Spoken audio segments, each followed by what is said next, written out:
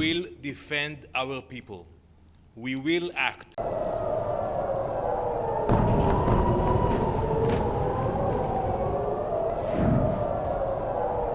Israel ಮೇಲೆ Iran ನಡೆಸಿರುವ ದಾಳಿಗೆ ಇರಾನ್ ಕೂಡ ತಕ್ಕ ಪ್ರತ್ಯುತ್ತರ ನೀಡ್ತೀವಿ ಅನ್ನುವ ಸಂದೇಶವನ್ನು ನೀಡಿದೆ. ಯುನೈಟೆಡ್ ನೇಷನ್ಸ್ನಲ್ಲಿರುವಂಥ ಪ್ರತಿನಿಧಿ ಇದಕ್ಕೆ ಪ್ರತ್ಯುತ್ತರವನ್ನು ಕೊಟ್ಟಿದ್ದಾರೆ. ಇಸ್ರೇಲ್ ಕೂಡ ಇರಾನನ್ನು ಬಗ್ಗು ಬಡಿಯುತ್ತೆ. ಅದು ಯಾವಾಗ, ಏನು, ಹೇಗೆ ಅನ್ನೋದನ್ನು ಹೇಳೋದಿಲ್ಲ. ಆದರೆ ನಾವು ಕೊಡುವಂಥ ಉತ್ತರ ಮಾತ್ರ ಅತ್ಯಂತ ಭೀಕರವಾಗಿರುತ್ತೆ, ಅತ್ಯಂತ ಪೇನ್ಫುಲ್ ಆಗಿರುತ್ತೆ. ಇದು ಮಾತ್ರ ಖಚಿತ ಅಂತ ಹೇಳಿದ್ದಾರೆ. ಇಷ್ಟಕ್ಕೂ ಇಸ್ರೇಲ್ ಇರಾನ್ನ ನಾಗರಿಕರ ಮೇಲೆ ಯಾವ ದಾಳಿಯನ್ನು ಮಾಡ್ತಾ ಇಲ್ಲ. ಇದು ಮಾಡ್ತಾ ಇರುವ ದಾಳಿ ಏನಿದ್ರು ಭಯೋತ್ಪಾದಕರ ವಿರುದ್ಧ. ಯಾರು ಅತಿಕ್ರಮಣಕಾರರಿದ್ದಾರೋ, ಯಾರು ಭಯೋತ್ಪಾದನೆ ಮಾಡ್ತಾ ಇದ್ದಾರೋ, ಯಾರು ಇಸ್ರೇಲ್ಗೆ ತೊಂದರೆ ಕೊಡ್ತಾ ಇದ್ದಾರೋ ಅವರ ವಿರುದ್ಧ ನಮ್ಮ ದಾಳಿ ಅಂತ ಹೇಳಿದ್ದಾರೆ. ಹಾಗಾಗಿ ಇದು ಬರುವ ದಿನಗಳಲ್ಲಿ ಮತ್ತಷ್ಟು ಭೀಕರವಾದಂತಹ, ಒಂದು ದೇಶ ಮತ್ತೊಂದು ದೇಶದ ಮೇಲೆ ಒಂದು ದಿನಾಂಕವನ್ನು ಇಟ್ಕೊಂಡು ದಾಳಿ ಮಾಡುವಂಥ ದಿನಗಳು. ಈಗಾಗಲೇ ಬ್ಯಾಲಿಸ್ಟಿಕ್ ಮಿಸೈಲ್ ದಾಳಿ ಇಸ್ರೇಲ್ ಮೇಲೆ ಇರಾನ್ನಿಂದ ಆಗಿರುವಂಥದ್ದು. ಇದನ್ನು ಇರಾನ್ ಸಂಭ್ರಮಿಸ್ತಾ ಇದೆ. ಆದರೆ ಇಸ್ರೇಲ್ ಮರು ದಾಳಿ ಮಾಡಿದಾಗ ಮತ್ತಷ್ಟು ಜನ ಜೀವನಕ್ಕೆ ಹಾನಿಯಾಗುತ್ತೆ, ಜನಸಾಮಾನ್ಯರ ಮೇಲೆ ಕೂಡ ಇದು ಹಾನಿಯಾಗುತ್ತೆ. ಇದರಿಂದಾಗಿ ಮತ್ತಷ್ಟು ಪ್ರಕ್ಷುಬ್ಧ ಪರಿಸ್ಥಿತಿ. ಈಗಾಗಲೇ UK, USA ಎರಡೂ ಕೂಡ ಇಸ್ರೇಲ್ ಪರವಾಗಿ ನಿಂತ್ಕೊಂಡಿದ್ದಾವೆ. ಇದಕ್ಕೆ ಬೇರೆ ದೇಶಗಳು ಹೇಗೆ ಪ್ರತಿಕ್ರಿಯಿಸ್ತವೆ, ಇದು ಕೂಡ ಸದ್ಯದಲ್ಲಿ ಪರಿಸ್ಥಿತಿ ಮಧ್ಯಪ್ರಾಚ್ಯದಲ್ಲಿ ಮತ್ತಷ್ಟು ಭೀಕರ ಆಗುವುದನ್ನು ಸೂಚಿಸ್ತಾ ಇದೆ. Hours ago, the Iranian regime launched an unprecedented assault on Israel, launching close to 200 ballistic missiles at our civilian population. An attack on this scale has not been seen since the Blitz of London. 10 million people were forced into bomb shelters. Imagine the entire population of New York City in 10 minutes have to seek shelter. Children, babies, elderly. That's what happened in Israel. The Islamic regime in Iran has now shown the world its true face. They are a terrorist state. For years, they have armed terrorists and rogue states. They are responsible for the death of innocent civilians across the globe, from Europe's war zones to terror attacks in the Middle East, from embassies in Latin America to assault on US personnel.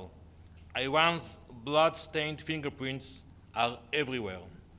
Until now, they have hidden behind proxies, but the mask has dropped.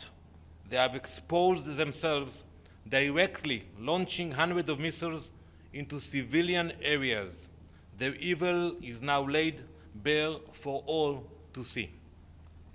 I have called for an emergency session of the Security Council to convene as soon as possible to discuss this unprecedented attack and to issue a clear, unequivocal condemnation of Iran. Let me be very clear. We will defend our people. We will act. Iran will soon feel the consequences of their actions. The response will be painful. First of all, I will tell you frankly, Edith, that I'm very disappointed from the reaction of the Secretary General.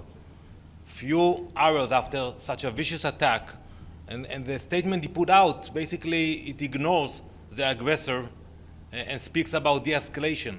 But we have a member state of the United Nations that just came to this building a few days ago, and they sent ballistic missiles to another sovereign state, and instead of condemning them, some people call for de-escalation. That's disappointing. We have no desire for war or escalation, but we cannot sit idly by when our civilians are being attacked in such manner. And as I said earlier, Iran used to send proxies, but now when they send almost 200 ballistic missiles, that's something that I don't think any other nation in the world will ignore. Iran has put out a statement saying that if Israel responds... So we will decide about when and how we will respond, but I can tell you one thing. It will be noticed. It will be painful.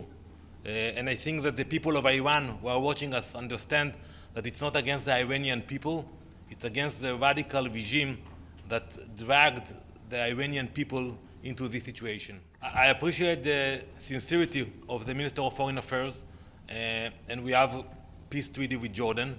But when you look at what's happening today in our neighborhood, attacks from Lebanon, attacks from Yemen, attacks from Iran, every Israeli asks himself today, who is my partner? And unfortunately, today the leadership of the Palestinian Authority are not capable of proving themselves as partner for peace. You know, they haven't condemned Hamas. President Abbas spoke in the General Assembly for half an hour, ignored the atrocities and Hamas completely. He never mentioned Hamas.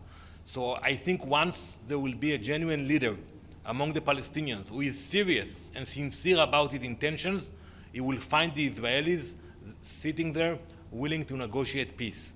Unfortunately, it is not the case today.